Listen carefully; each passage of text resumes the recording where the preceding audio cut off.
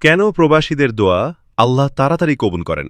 কোরআন এবং হাদিস থেকে বলা হল, রসুলুল্লাহ সাল্লাল্লাহু আলাইহি ওয়াসাল্লাম বলেছেন, আল তালাসু দাওয়াতিন লা তুরদ, দাওয়াতুল মাজলুম ওয়া দাওয়াতুল মুসাফির ওয়া দাওয়াতুল ওয়ালিদি লিওয়ালাদিহি। অর্থ, ৩ ব্যক্তির দোয়া কখনো প্রত্যাখ্যাত হয় না। ১. মজলুমের দোয়া। ২. মুসাফিরের, প্রবাসীর দোয়া।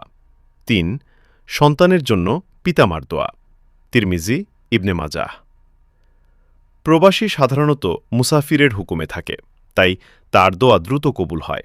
আল্লাহ বলেন, ওয়া ইদা সাআলাকা ইবাদি আন্নি ফাইন্নী করিবুন উজিবু দাওয়াতাদ দাঈ ইদা দাআন। অর্থ, আমার বান্দারা যখন তোমার কাছে আমার সম্পর্কে জিজ্ঞেস করে, আমি তো খুব কাছেই, ডাকলে আমি দোয়া কবুল করি।